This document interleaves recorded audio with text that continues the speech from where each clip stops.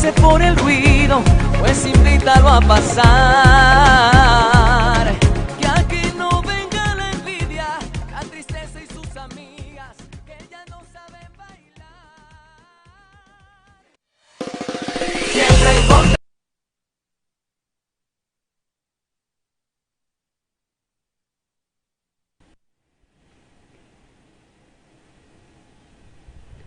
Muy buenos días. El día de hoy vamos a tener una charla muy importante, que es el tema de la fibromialgia, con el doctor Álvaro Campo. Doctor, muchísimas gracias por su presencia y le entrego en este momento para que nos ayude con su charla. Gracias. Muchas gracias, María. Bueno, buenos días con todos los presentes. Buenos días a todos los que están en la red y gracias por participar en vivo y vía web en este tema tan importante en el día de hoy, que, bueno, les pongo en contexto. El día de ayer, 12 de mayo, fue el Día Mundial de la Fibromialgia, donde se recuerda a todos esos pacientes o las pacientes que sufren de este problema de salud. Sí, y obviamente como homenaje en el Día de las Madres, y sabemos que hay madres que sufren de esta enfermedad, vamos a darle algunas pautas con el enfoque ortomolecular, un manejo integral y sobre todo en la parte de prevención para evitar que esta enfermedad trascienda. Entonces, bueno, esto es un relato histórico, ¿sí? O el perfil histórico de la enfermedad desde el año 1843, cuando aparece la asociación entre reumatismo y puntos dolorosos. No voy a entrar en estos detalles exactamente, pero si ustedes se dan cuenta en la línea de tiempo, todo lo que en los años que ha trascendido esta enfermedad, hasta llegar al año 1990, el Colegio Americano de Reumatología establece y define criterios de fibromialgia. Y hasta el año 93, que hubo la Declaración de Copenhague, donde la Organización Mundial de la Salud ya la define como una condición dolorosa, no articular, y que envuelve los músculos y es la causa más común del dolor musculoesquelético crónico generalizado. Fibromialgia proviene del latín fibro, que significa tejido fibroso, como tendones y ligamentos, del griego mio, que es músculo, y algia, que es dolor. Entonces, eso es lo que indica la fibromialgia, ese es el origen de la palabra fibromialgia. La fibromialgia, un poco la prevalencia, afecta al 6.3% de la población mundial. Es una enfermedad con predominio en la mujer entre los 85 y 94%, ¿sí? Se da más que nada en mujeres, y de los casos de mujeres adultas jóvenes entre los 30 y 50 años. Bueno, un dato del Ecuador, no hay muchos datos exactos en el Ecuador, pero según los especialistas y cálculos de investigadores, el fenómeno se comporta casi igual al nivel mundial, del 3 al 5% de la población. Entonces, esa es un poco la prevalencia de esta enfermedad. ¿Qué es el origen? Bueno, el origen es muy discutido, el origen todavía en algunos casos es muy hipótesis, teorías, ¿sí? Hay un componente genético, ¿sí? Bastante fuerte. Se dice que hay aproximadamente unos 80 polimorfismos, ¿sí? Que intervienen en esta enfermedad. Hay una alteración del gen COM que está relacionado con la serotonina. Hay otros genes candidatos que ustedes ven acá. El ADN hipometilado, por ejemplo, el ADN hipometilado que tiene relación con el control del estrés en las personas y el sistema nervioso autónomo. Familiares de primer grado de pacientes con fibromialgia tienen una probabilidad de 8 veces más de desarrollar esta enfermedad. Hay otro tema que son los factores epigenéticos, como el mismo estrés, los traumas, los accidentes, los trastornos psicológicos y las infecciones. En los trastornos psicológicos se piensa que las personas ante un trauma psicológico somatizan la enfermedad. Las infecciones, el síndrome de intestino permeable, las enfermedades autoinmunes. Y el otro compuesto es los contaminantes. En los contaminantes hablamos de que todos los contaminantes son estrogénicos, entonces ocupan los receptores de estrógeno y generan una sensibilidad química múltiple. O sea, dentro de ese grupo de los factores de sensibilidad química múltiple se engloba. Y hay un componente cerebral que se piensa que es origen de todo esto que he mencionado, que hay una anomalía en la percepción del dolor y una alteración de la modulación del dolor que provoca un descenso del umbral doloroso. Un ADN metilado, este es el grupo metilo, ¿sí? Lo pongo aquí, quiero aterrizar un poco la terminología técnica médica, ¿sí? Para explicar la metilación, que es una modificación química del ADN y otras moléculas que pueden conservarse a medida que las células se dividen para generar más células. Este proceso de etiquetas químicas denominamos grupo metilo, que son el CH3, son grupos metilo, que se unen a un sitio en particular. Entonces, cuando este grupo metilo es hipometilado, el ADN, este es la cadena de ADN, hay una asociación con diferentes patologías, principalmente con el proceso de transformación celular. Siguiente. Entonces, hablando de sensibilidad química múltiple, el cuerpo de la mujer actúa como un bioacumulador químico, ¿sí? Con propiedades estrogénicas. Entonces, se reduce el umbral del dolor, generando toda la sintomatología que tenemos en la fibromialgia.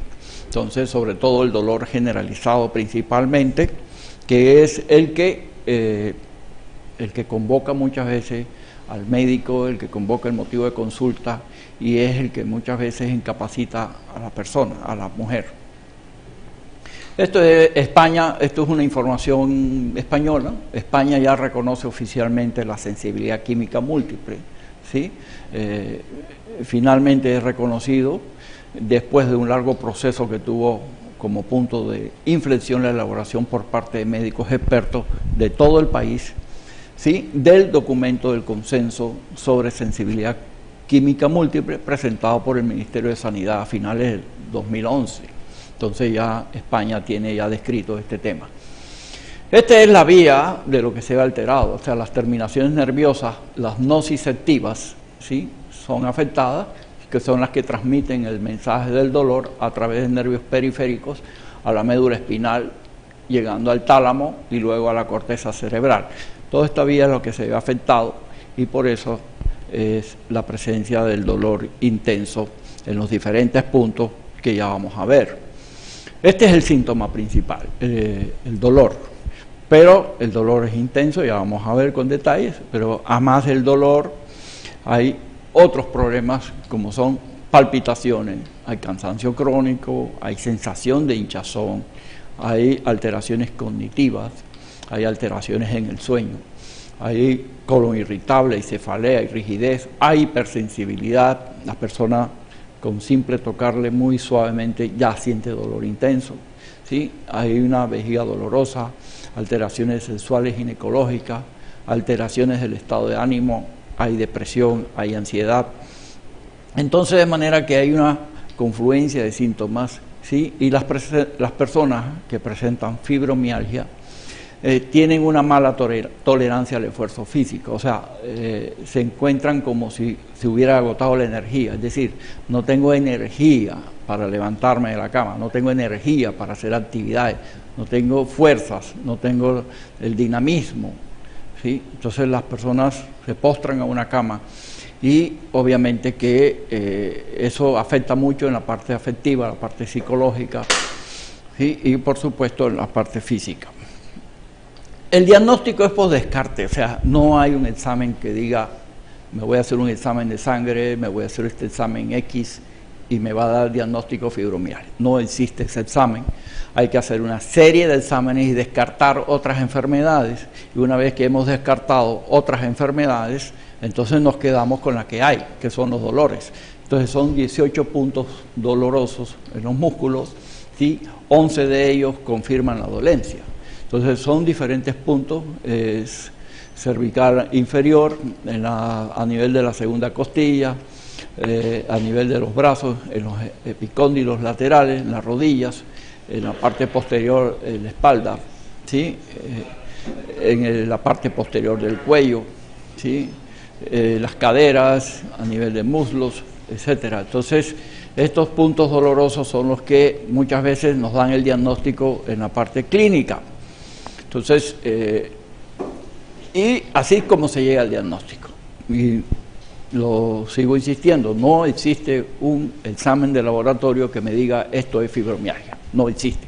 Si yo hago un examen de glicemia para investigar diabetes, voy a encontrar diabetes, pero acá no existe eso. Acá las personas se someten a una serie de exámenes que son engorrosos muchos, incluso se llega hasta la tomografía, se llega a resonancia, exámenes de sangre, exámenes de rayos X, etcétera, etcétera. Una serie de exámenes por todo un proceso largo para al final decir, bueno, esto es fibromialgia. Porque todo aparece normal. O sea, el dolor difuso, las perturbaciones del sueño, la fatiga y rigidez y la sensibilidad. Esos son los aspectos más importantes relacionados a la sintomatología en fibromialgia. Entonces, los nuevos criterios en el 2019 se considera presencia de dolor crónico más de 3 meses, ¿sí?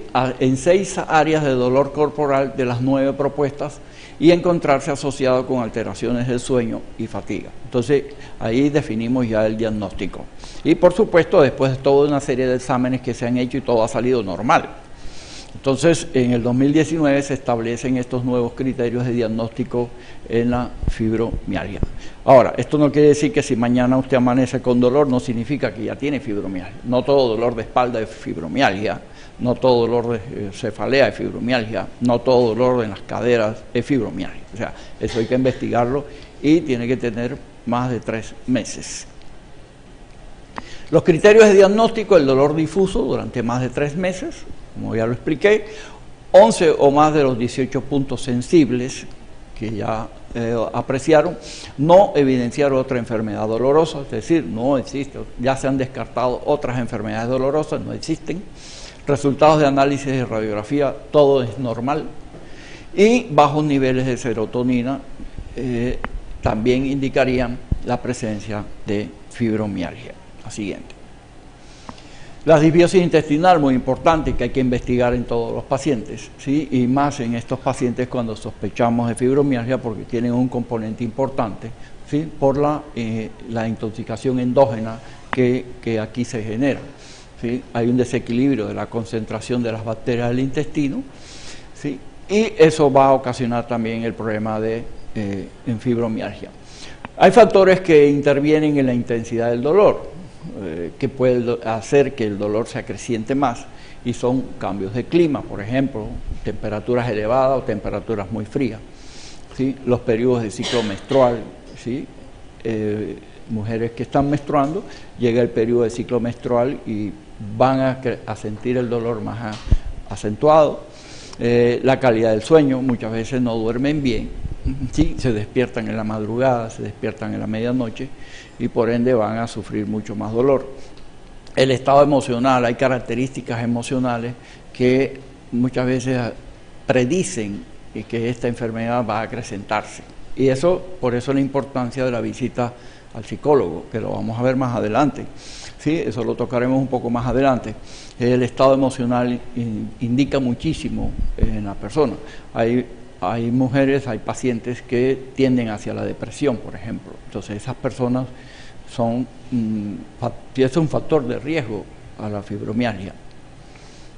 No significa que va a dar, pero es un factor de riesgo existente. Bueno, existen tratamientos farmacológicos, no voy a entrar en detalle de los farmacológicos, no voy a prescribir tratamientos farmacológicos porque esta no es una charla para dar atención médica ni para dar recetas médicas, pero sí, por cultura general, por educación general, conocer que existen tratamientos médicos que son muy utilizados en la farmacia, en los médicos que practican la medicina alopática o ortodoxa, y uno de los muy utilizados es la pregabalina, ¿sí? Muy común, muy utilizadísimo en en los tratamientos de fibromialgia, en el dolor neuropático que se llama. Incluso se lo usa mucho en el pie diabético, el dolor neuropático del diabético, pero no voy a entrar en estos detalles porque no es que se da así de fácil, tiene un proceso, tiene un método o tiene una forma de prescribirlo. Sí, pero si ustedes observan, todos estos medicamentos, todos estos fármacos, tienen efectos indeseables. Estos efectos indeseables son muy serios, ¿sí? Sobre todo en pregabalina, sobre todo en tramadol, ibuprofeno, ¿sí? Todos son efectos indeseables. Hay investigaciones que dicen que el tramadol en combinación con acetaminofén también da buenos resultados.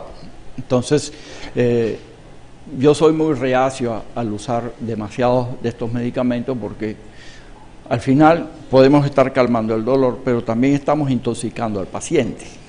Entonces es importante saber esto porque tienen efectos indeseables. Ya, este es un estudio, lo he traído a este estudio porque este medicamento es el que más se utiliza. Es uno de los más utilizados, además de los antidepresivos y otros más. Entonces, este es un estudio que se hizo en 825 pacientes y 530 fueron asignados al tratamiento, 529 recibieron al menos una dosis de medicación, ¿sí? Y completándose en 8 semanas la investigación. Muchas manifestaciones fueron de intensidad leve a moderada, mareo y somnolencia que duró 31 días, 21 días y 18 días dependiendo de las dosis del medicamento. Efectos no neurológicos más comunes en los pacientes fueron el aumento de peso, los edema periférico, el edema ocasionó abandono precoz del grupo de 450 miligramos. Los que tomaron 450 miligramos abandonaron el tratamiento. Entonces este estudio lo he traído para que vean ustedes que el dar este fármaco tiene efectos indeseables y muchas pacientes abandonan muchas veces el tratamiento precisamente por esos efectos indeseables. Y yo conozco algunos casos donde la paciente finalmente termina abandonando el medicamento por los efectos que deja, ¿sí? Y acuden a otros efectos, a otros tratamientos, perdón. Entonces, esta es una fotografía, un autorretrato de la famosa Frida Kahlo, es una artista mexicana, ícono de la fibromialgia, sufrió fibromialgia muchos años, ¿sí? Tan es así que ella fue atropellada por un vehículo, fue casi prácticamente destrozada, fue operada como 30 veces, es decir, sufrió muchísimos dolores. Ella se hizo este autorretrato con las flechas incrustadas, marcando los sitios del dolor. Y este es el famoso retrato de ella, ¿sí? Marca con 11 flechas sus puntos de dolor, la mayoría de ellos definidos años más tarde como los puntos álgidos de la fibromialgia, ¿sí? Ella es un ícono en el tema es la artista referente en el tema de la fibromialgia. Vamos a ver entonces la intervención o tratamiento integral y con un enfoque ortomolecular. Es decir, el tema es complejo. La enfermedad para tratarla es muy compleja, no es nada fácil, no es nada sencillo, ni para el paciente ni para el médico que la está tratando. Sobre todo el paciente, que es el que sufre los dolores, la paciente que sufre los dolores, y el médico obviamente que muchas veces en la desesperación entra con analgésicos potentes, como los que ya he mencionado, pero solamente se curan los síntomas. Yo pretendo darle más esperanza a la paciente, ¿sí? Y ir más allá hacia las causas, ¿sí? Entonces yo tengo que tratar el tema integralmente, yo no lo puedo tratar como la medicina parche, ¿sí? El dolor aquí, el dolor acá, el dolor aquí, el dolor aquí, no. Yo tengo que tratar el tema de una manera más integral, con el aspecto nutricional, el aspecto psicológico, y el aspecto nutricional incluye suplementos, etcétera, etcétera. Entonces, eso es importante tenerlo presente, y yo creo que todo médico debería actuar de esa forma, en todas las enfermedades, porque todas las enfermedades hay que tratarlas de forma integral, y no como actualmente. Tiene dolor de cabeza, vaya al neurólogo, tome la pastilla para el dolor de cabeza. Le duele el brazo, vaya donde el reumatólogo que le dé la pastilla para el dolor del brazo. Le duele la pierna, vaya donde el traumatólogo para que le dé el dolor para la pierna. Y así, esa es la medicina parche. Entonces, le duele el ojo, vaya al oftalmólogo que le dé el medicamento para el ojo. Y se descuidan otros aspectos importantes del manejo integral de los pacientes. Bueno, medios biológicos, medios físicos, medios nutricionales y medios psicológicos. La siguiente. Entonces, tenemos que ver quelantes, tenemos que tratar quelantes, tenemos que prácticamente desintoxicar a la paciente, ¿sí? Y los quelantes que vamos a usar aquí lo tienen: riboceína, el glutatión, ¿sí? Cisteína, glutatión. Ese es el quelante principal que vamos a tener. Recordemos, acuérdense de las enseñanzas, ¿sí? El glutatión, que lo hemos tratado aquí varias veces, actúa a nivel del hígado, desintoxicación hepática mediante el citocromo P450, recordarán eso. Entonces, el glutatión. El ácido alfa-lipoico, otro de los quelantes importantes, se usa mucho, yo lo uso mucho en el dolor neuropático y actúa muy bien y actúa como quelante. Obviamente que es importante avisar al paciente que si tiene amalgamas de metal, tiene que sacárselas, porque moviliza ese mercurio que se usaba antiguamente en las amalgamas, y todavía hay pacientes que usan amalgamas de metal. Ese lo remueve, ese mercurio. Entonces es importante tener en cuenta eso en el ácido alfa-lipoico. Y ahí tenemos el estrella, el Celgevity. Ya hablaremos más adelante del Celgevity. Luego tenemos antioxidantes, coenzima Q10, porque tenemos que energizar al paciente, y mediante vía mitocondria. Recuerden la función de la coenzima Q10 a nivel muscular, a nivel de los músculos, a nivel de cardíaco, a nivel cerebral, etcétera, etcétera, ¿sí? Entonces, la coenzima Q10 es importante tenerla presente. La vitamina C, obviamente, yo uso la vitamina C, hay que darle porque hay un estrés, hay que dar antioxidantes para contrarrestar ese estrés, ¿sí? Hay un estrés oxidativo, hay que contrarrestarlo con estos antioxidantes. La vitamina D, ¿sí? Recomiendo siempre 10.000 unidades para arriba, ¿sí? 10.000, 15.000, 20.000 unidades dependiendo del caso. Todos los casos hay que evaluarlos indistintamente, o sea, ningún caso de fibromialgia es igual a otro. Siempre hay variaciones, por lo tanto las dosis de los suplementos, dosis de medicamentos serán diferentes, por supuesto. No es que esto es un molde y el molde es para todos, no señor. Por eso es la importancia del criterio médico aquí. Entonces, la vitamina D, la vitamina E, como D-alfa-tocoferol, que ya lo hemos conversado muchas veces, y la vitamina E natural, no la DL-alfa-tocoferol, la D-alfa-tocoferol por encima de las 1.000 unidades internacionales. Luego tenemos el complejo B, vitamina B3. La vitamina B3 tiene una importancia muy trascendental a nivel de mitocondria. Recordemos, la mitocondria es el que da la energía al cuerpo, es donde se fabrica el ATP, adenosintrifosfato. Vitamina B3 tiene importancia ahí. Tenemos la vitamina B6, vitamina B12, vitamina B9, ácido fólico, y ahí tenemos el producto. ¿Sí? Entonces, el Infuse. Entonces, ya hablaremos un poquito más del Infuse.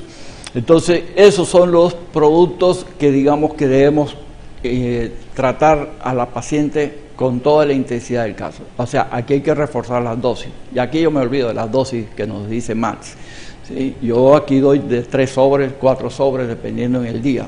Igual acá, 6 a 8 cápsulas al día.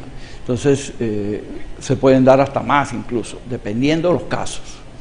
Minerales, magnesio y el selenio. Recordemos que el selenio también es un quelante y el selenio también es un antioxidante, y el selenio contribuye también a la formación de glutatión como antioxidante y como desintoxicante a nivel de hígado. Recordemos eso.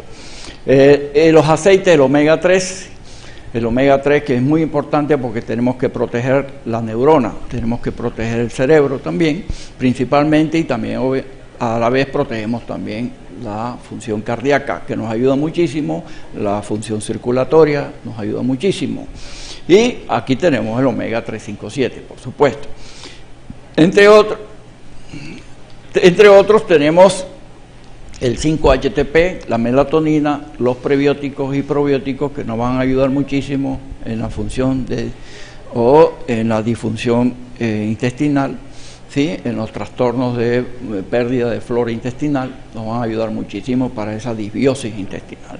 El 5-HTP y melatonina que vamos a dar a la paciente, a que ese cuerpo comience a generar serotonina natural, de forma natural, ¿sí? Y pueda dormir mejor, pueda disfrutar mejor, ¿sí? Y pueda sentirse mejor, y junto con la melatonina, que yo doy por encima de los 10 miligramos, o sea, no me quedo en los 3 como clásicamente se da.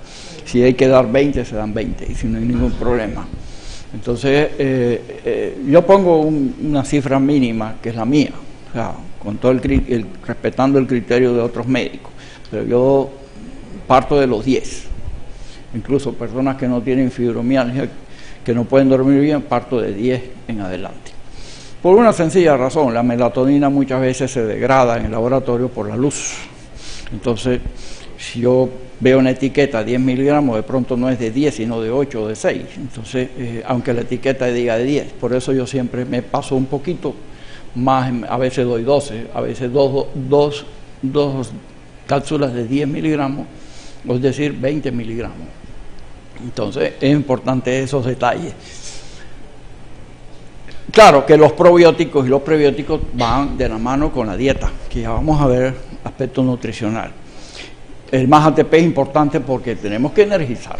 Sí, ya nos va a llegar el ATP, ya me avisaron que va a llegar el ATP. Entonces ya aquí tenemos obviamente como energizante, no es estimulante. Recordemos que el más ATP no es un estimulante, es un energizante que es muy diferente, que también tiene riboceína para la generación de glutatión. Y no hay que olvidarse tampoco del MAS1, o sea, pero el MAS1 recuerden que es solo riboceína, es solo la primera parte, pero yo necesito del resto. Entonces el resto lo tengo, Cellgevity y MASEnfuse son los estrellas aquí, pero en grandes dosis, o sea, no en dosis usuales o dosis normales para una persona que no sufre. Quelantes, nuevamente los quelantes, porque la espirulina, yo aprovecho el alga clorela, el cilantro, son quelantes. Y obviamente el Cellgevity, el glutatión antioxidante, como antioxidante maestro, el selenio, el ácido alfa lipoico. O sea, yo puedo usar todos sin ningún problema, sin ningún inconveniente. Y yo estoy quelando a la persona. Es muy probable que esa paciente sufra el síndrome o crisis curativa, ¿sí? Y por lo tanto abandone el tratamiento. Eso hay que advertirle. Sí, que no se asuste, es simplemente que el cuerpo está pasando de un estadio de enfermedad a un estadio de salud. Entonces, ese cambio, esa transformación puede generar ciertos síntomas, ciertas dolencias, y a eso hay que advertirle al paciente, porque puede abandonar el tratamiento, porque alga clorela se asusta, espirulina, el cilantro son quelantes también. Aquí tenemos el Cellgevity, tiene vitamina C, tiene el selenio, tiene la riboceína y tiene el ácido alfa lipoico. Es importante, este es el producto estrella en esta enfermedad. Y dar más o menos de 6 a 8 cápsulas al día. ¿Sí? La empresa Magno dice 2 cápsulas en la mañana, 2 cápsulas en la tarde. No es suficiente, no es suficiente, eso no es nada, prácticamente no es nada. O sea, si vamos a manejar esta enfermedad tenemos que sobrepasar esa dosis. El Enfuse, que tiene todos los hidrosolubles del complejo B y vitamina C, tiene los liposolubles de vitamina A, vitamina D, vitamina E, tiene los minerales que es el magnesio, el zinc, selenio, cobre, manganeso y cromo, y tiene los antioxidantes, tiene la coenzima Q10, tiene el ácido alfa lipoico, ¿sí? Y de 2 a 3 sobres en el día. Si es necesario dar sobres más adicionales, se pueden dar. Todo depende de los casos. Entonces, el Enfuse aquí es muy importante, además del sabor agradable que tiene, que el paciente no lo va a rechazar. Es más, el paciente lo tomará como refresco y le irá muy bien. El más ATP, igual que tiene los hidrosolubles, ¿sí? Pero tiene la L-carnitina, la riboceína, la rhodiola rosea, que es y raíz de ginseng como energizante. Acuérdense, la rhodiola rosea que ayuda a tranquilizar al paciente, a manejar, es un adaptógeno. Ese adaptógeno le va a ayudar a sobrellevar este problema de la enfermedad y no, obviamente que no le va a curar el estrés si no pone de su parte, pero para eso está el apoyo psicológico que vamos a ver más adelante. Entonces aquí más o menos 2 sobres a 3 sobres dependiendo de los casos. Los medios nutricionales. La paciente debe ir a una dieta vegetariana, totalmente vegetariana. No hay otra manera, o sea, tenemos que alcalinizar el cuerpo, tenemos que mejorar ese estado de metabólico en el cuerpo humano para que todos estos nutrientes puedan trabajar muy bien y recuperar esas células. Lo que estamos haciendo aquí es recuperar células, recuperar el factor celular, recuperar la mitocondria. Sí, la cúrcuma y la pimienta negra, recuerden que la unión potencializa 2000% los efectos beneficiosos de la cúrcuma. Leches veganas que ya existen, pueden ser estas o pueden ser otras, pero es importante las leches veganas, el aceite de coco, el aceite de oliva, ¿sí? Los proteína vegetal y tomar suficiente agua, 30 ml por kilo de peso. La dosis pues, puede ser un poco más, no hay problema. La hierba de San Juan ayuda muchísimo, ¿sí? Porque es un tranquilizante, ayuda a sobrellevar el problema, ¿sí? Ayuda a relajarse sin llegar a efectos colaterales, sin llegar a crear una dependencia, etcétera, etcétera. No leche de vaca, no azúcar, no aceites inflamatorios tipo omega 6. Tenemos que reducir al máximo todas las sustancias nutrientes que generen inflamación. Siguiente. En frutas ricas en manzana, que son ricas en ácido málico, que también actúa como desintoxicante a nivel hepático, ¿sí? Las frutas ricas en vitamina C, las frutas ricas o hortalizas ricas en carotenos. Recordemos que los carotenoides terminan convirtiéndose al final en vitamina A, que necesitamos también de la vitamina A, pero es preferible que la vitamina A sea de forma natural, que dar el retinol, que es artificial o sintético. Entonces es preferible los carotenos en grandes cantidades para generar la vitamina A. En los medios físicos, bueno, aquí hay infinidades, o sea, podemos usar los baños termales para el paciente, los hidromasajes, las compresas calientes, los masajes con ciertas esencias naturales, obviamente, el ejercicio, la actividad física. La persona con fibromialgia tiene que hacer actividad física leve, moderada e intensa, dependiendo cómo vaya evolucionando, pero tiene que moverse, o sea, no puede estar estática. Entonces, si yo receto un medicamento que le va a hacer dormir, ¿en qué momento va a hacer actividad física? O sea, al paciente hay que levantarle, hay que elevarle el ánimo, hay que subirle y darle motivación de que va a salir adelante.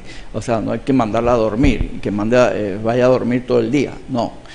Yo conozco algunos casos que, doctor, me la paso durmiendo todo el día y no es posible, yo me siento mal. Estos medicamentos me tienen mal, entonces los suspenden. Entonces no saben a dónde ir, no saben qué hacer. Entonces, porque no hay más alternativas, no hay una cura específica que diga, me tomo esta pastilla y me curo, ¿sí? Como lo puede haber en una otra enfermedad. No, aquí no es así. Tienen que hacer actividad al aire libre, los baños de agua caliente o las duchas de agua caliente son muy importantes porque ayudan a relajar, ayudan a tranquilizar, etcétera, etcétera. Sobre todo estos baños termales porque, además de agua caliente, además de actividad física, aportan minerales, ¿sí? Que son muy importantes en el organismo. Los medios psicológicos tenemos la terapia psicológica. ¿Con qué fin? Primero, el diagnóstico de cualquier problema o tendencia a la depresión que tenga esa persona, de diagnosticar cualquier tendencia a la ansiedad, ¿sí?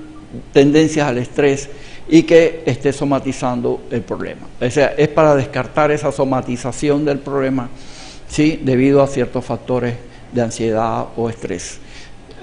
Buscar instruir al paciente sobre la relación, el estrés, la ansiedad y el bajo estado de ánimo sobre el dolor y la fatiga.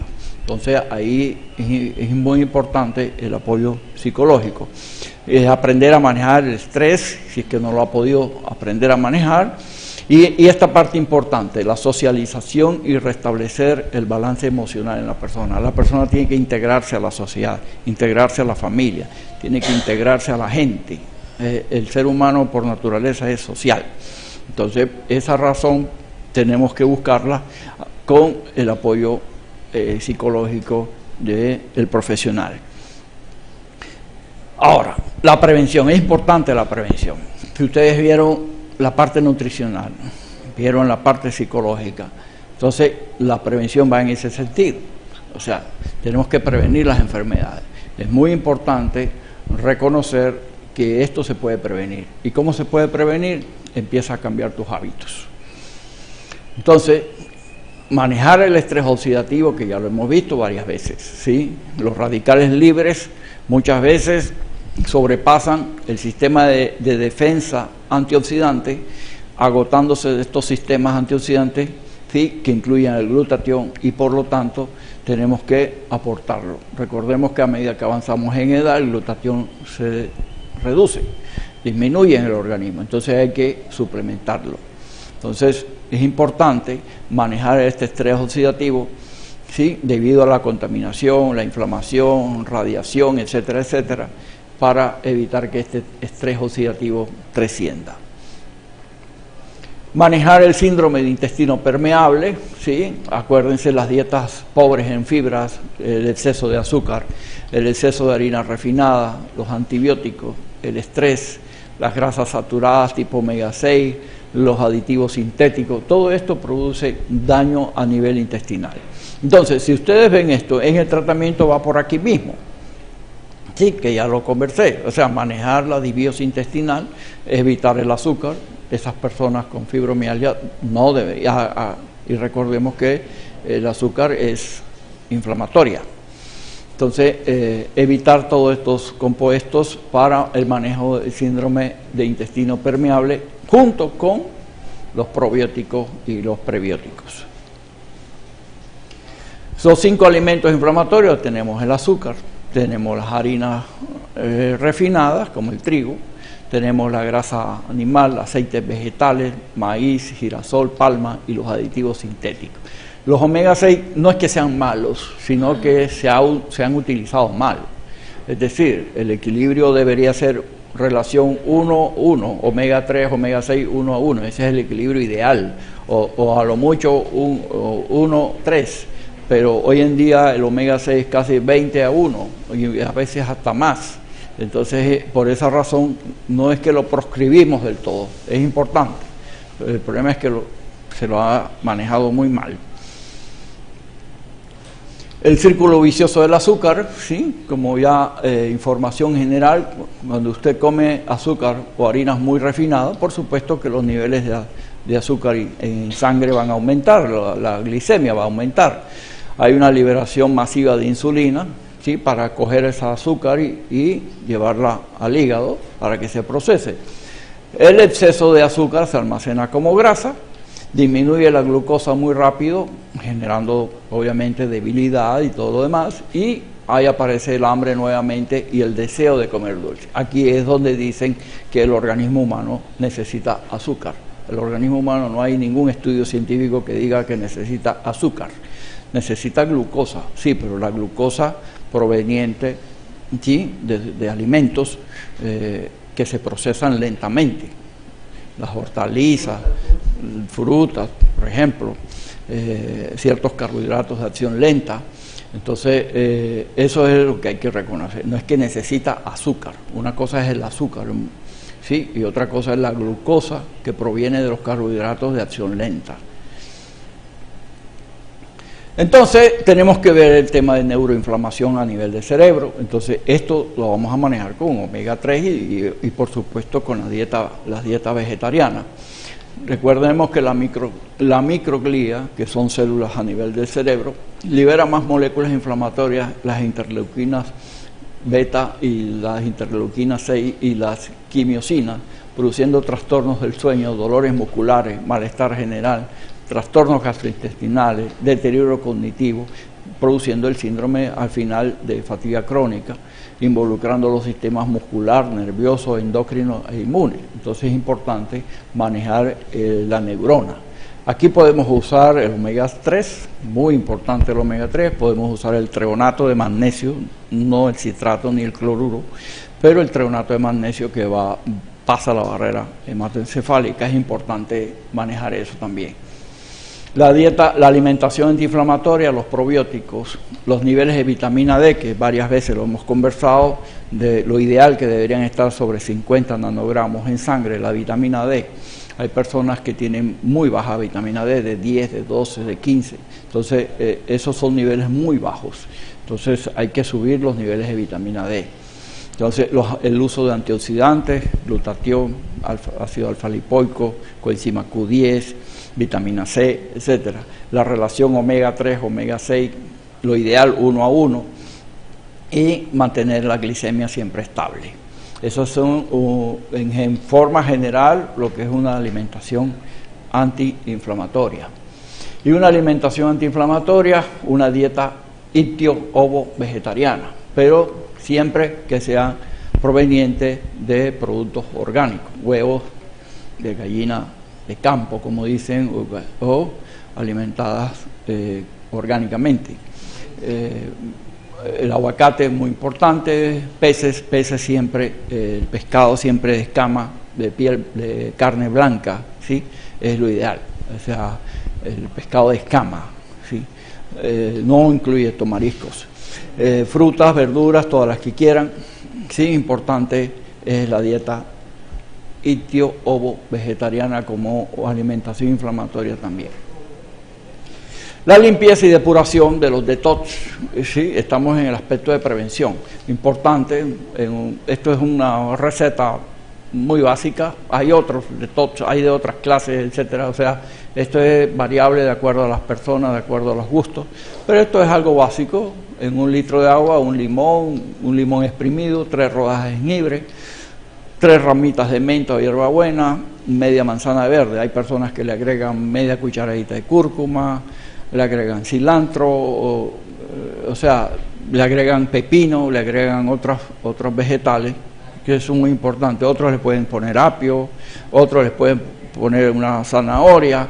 O sea, ya esto es cuestión de gusto, pero lo importante es hacer los detox, ¿sí? Para ir alcalinizando el cuerpo. De manera que aquí están todas las referencias que he utilizado para esta charla. Sí, quiero agradecerles finalmente la presencia de todos ustedes a esta charla. Entonces, esto es lo que les he traído en el tema de fibromialgia. Y bueno, muy amables, gracias por asistir.